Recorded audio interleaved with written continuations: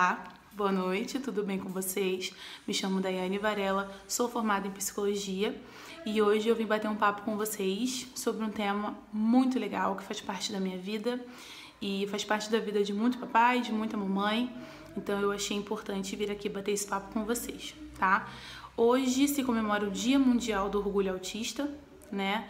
É um dia em que nós comemoramos porque a informação tem chegado para as pessoas já conseguem identificar, né, uma criança que muitas das vezes era vista como pirracenta, como falta de surra, como falta de limites. Hoje as pessoas já conseguem ver e já conseguem pensar um pouquinho que de repente aquilo dali não seja culpa do pai, da mãe, que não seja falta de limite, né?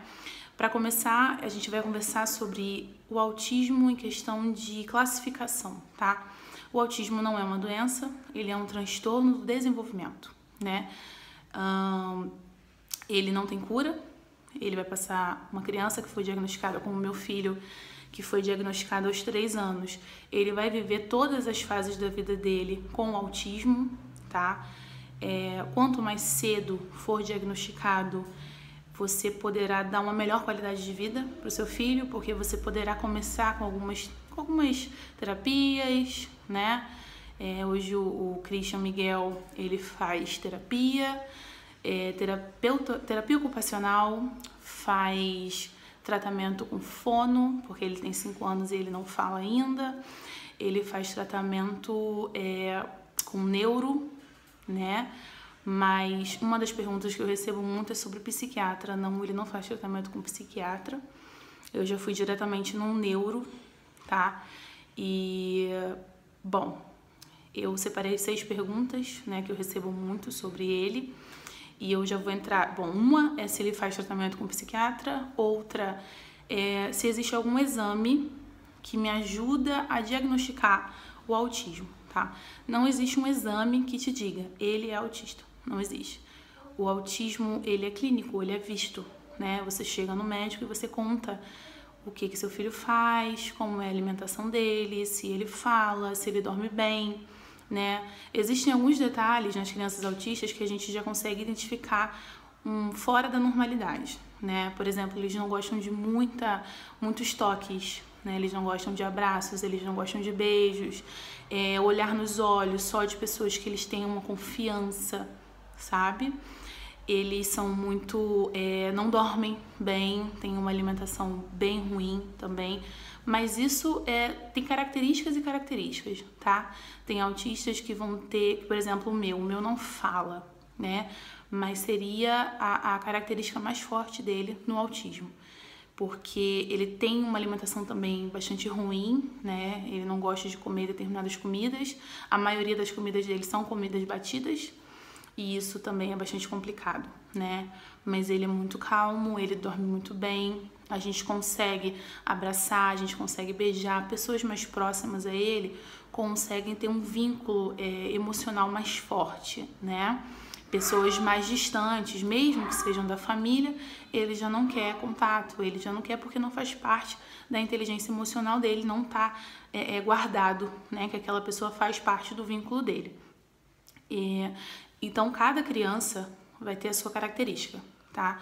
A gente já consegue desde novo, acho que eu estava no 5º período da faculdade quando eu engravidei, né? E quando ele nasceu, que eu comecei a ver alguns detalhes, acho que menos de 1 ano eu já conseguia ver algumas características diferentes nele, mas eu, mãe, Daiane, mãe, não achava que seria nada, né? Eu achava que iria melhorar, que a escola iria melhorar, que com o tempo as coisas iriam mudar, enfim. E ele foi fazendo 1 ano, foi fazendo 2 anos, foi soltando algumas palavras, foi falando algumas coisas, ele foi parando de falar, né? É uma característica forte também do autismo. Crianças que falam, por exemplo, a primeira palavra dele foi titá, que é titia, que é minha irmã. E ele falava o nome dele todo, ele cantava várias músicas, e quando chegou ali nos 2 anos ele parou de falar, né? Simplesmente parou mesmo de falar. E eu mesmo assim seguia acreditando que não era nada demais, que ia passar, enfim. E com 3 anos de idade eu coloquei ele na escola, uma escola aqui de Nova Iguaçu muito maravilhosa, Tia Brenda, não sei se você vai assistir esse vídeo, mas você é incrível, um beijo enorme pra você me ajudou muito. E eu coloquei ele na escola com a intenção de vai resolver, né? Porque eu acreditava nisso, né? É a Daiane mãe, não adianta. A gente sempre vai acreditar que as coisas vão melhorar, né? E no meio do ano, eu fui chamada lá pela psicóloga e eu já sabia o que eu ia ouvir, né? E eu pedi pra ela falar a verdade pra mim, ser sincera, me tratar como uma colega de profissão. E assim ela fez, e ela falou que achava que ele era autista, que eu precisava levá-lo num neuro, né? Falou um pouco sobre o relacionamento dele com os colegas, que ele não gostava de brincar, ele ficava muito na dele. A que ele tinha um vínculo maior é a tia Brenda, até porque ela parece muito comigo, né? Então eu acho que é aquela coisa da caixinha das emoções, né? Ele identificou que a professora parecia com a mamãe e ele grudou na professora, né? E ele adorava ficar com ela passava a maioria das aulas com ele no colo. Mas o relacionamento dele com os coleguinhas era um relacionamento de distância, né? Mas ele não agredia ninguém, ele ficava na dele, quietinho. E assim eu fiz. Fui no neuro, né? E ele me passou um eletroencefalograma para ver a questão de epilepsia, né? E me passou também um exame que era na verdade não é um exame, né? Uma avaliação neuropsicológica. São vários profissionais que observam seu filho durante um tempo e eles fazem relatos, né? Eles escrevem como seu filho se comporta. Isso tudo para fechar um diagnóstico, porque o neuro ele não pode acreditar só no que o pai ou a mãe tá falando, né? Tem pais que são muito desesperados, tem pais que escondem muitas coisas, né? Porque não querem aceitar a realidade do filho. E nós fizemos essa avaliação, né? E fechou o diagnóstico dele de autismo. Na época ele tinha 3 anos, então eu fiquei sabendo que quando ele chegasse aos 5, sem falar, ele iria pro severo. Hoje ele é autista severo, né? E uma coisa importante, eu vou falar um pouquinho sobre esse pós-diagnóstico, que é muito difícil, né? Para nós pais. Então, a gente quando engravida, a gente idealiza o nosso filho, a gente cria um filho imaginário, né? É o nosso filho idealizado, a gente idealiza o nosso filho, que ele vai ser cantor, jogador de futebol, que ele vai ser médico, que ele vai ser advogado, que ele vai ser lindo, que ele vai ter uma família linda, que ele vai ser fantástico, que ele vai falar mamãe, né? Que é o meu sonho, ser chamada de mamãe, e até agora eu não fui. E a gente começa a idealizar os passos dos nossos filhos, né? E quando a gente recebe um diagnóstico de autismo ou um diagnóstico de outros diagnósticos, né? A gente tem uma realidade, a gente acaba caindo numa realidade que é o chamado filho real, que não é o filho idealizado que a mamãe e o papai idealizaram, é o filho real. É o filho que a gente tem que cuidar, é o filho que a gente tem que amar. E esse momento é um momento muito difícil. É um momento que a gente se fecha, é um momento que dói, é um momento que a gente se culpa por estar sentindo aquilo, né? Eu tô falando com vocês assim, eu tô me sentindo toda arrepiada, porque eu consigo sentir a culpa em muitas mães, sabe? Que se vê em frente a um diagnóstico de autismo e se perguntam, meu Deus, o que eu vou fazer, né? E agora? Eu não me preparei para isso. Na real, a gente não se preparou para isso. Mas a gente tem que levantar e cuidar dos nossos filhos. O pós-diagnóstico, o luto pós-diagnóstico, ele é real, ele existe e você precisa vivê-lo. Isso é muito importante. Não adianta você achar que você vai pegar um diagnóstico de autismo e você vai soltar fogos. Você não vai. Você vai se fechar, você vai chorar, vai doer, você vai parar, você vai questionar, né? Vai acontecer, é normal, viva ele, sinta ele. Você precisa viver esse rompimento do filho idealizado para o filho real. É o luto pós-diagnóstico, é você encarar a realidade de frente. É você ver que aquele é o seu filho, não o filho que você idealizou. Aquele é o seu filho real e ele precisa muito de você. E esse luto, essa dor que você vai sentir, ela é normal, ela precisa ser vivida. Todas as mães e todos os pais sentem isso, né? E ele precisa de um tempo, a gente precisa viver ele um pouco. Eu vou falar o que eu fiz quando eu recebi o diagnóstico. Eu chorei muito, doeu muito, né? Por medo do futuro, medo de como ele ia conviver com as pessoas na fase da adolescência. É um medo que nós temos porque nós somos mães e nós o amamos demais, né? Nós amamos nossos filhos e esse medo, ele é normal.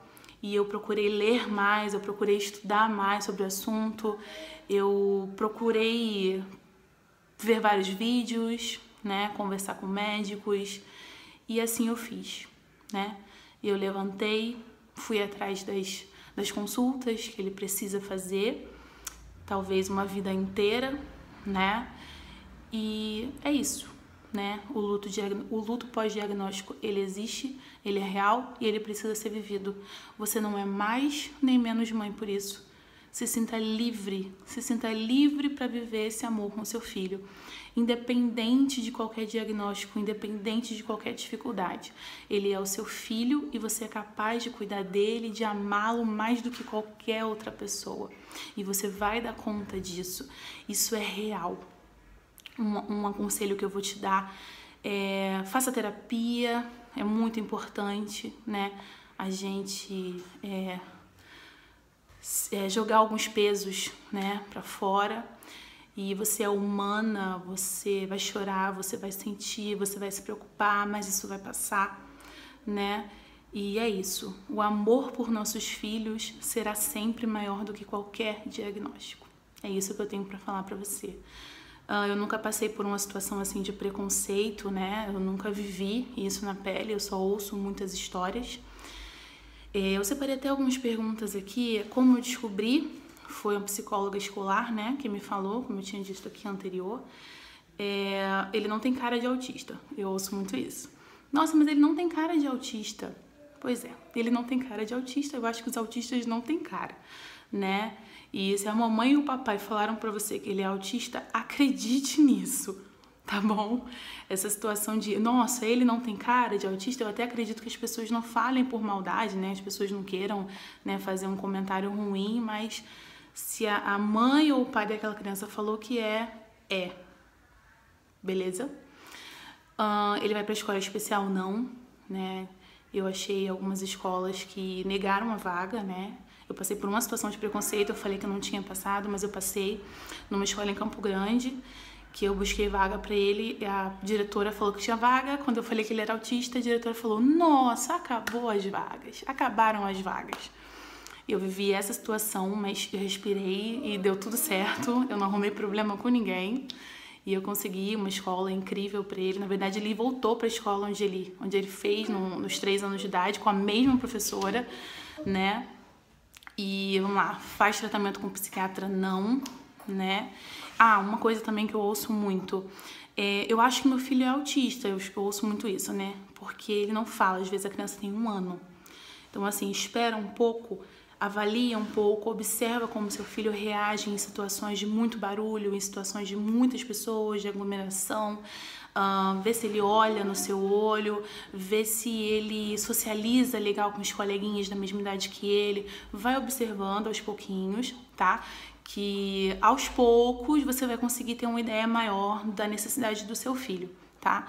Não tenta, não tenta antecipar, né, as coisas. No momento certo, você vai saber a necessidade ideal para o seu filho. Tem crianças com 2, 3 anos, já começam a falar, já começam a se socializar. É apenas o tempo.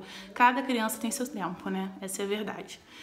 E é isso, eu fico muito feliz como mãe de autista e é por isso que eu decidi gravar esse vídeo hoje, porque as pessoas estão sabendo sobre o autismo, as pessoas estão falando sobre o autismo. Eu acho que informação é o segredo, né?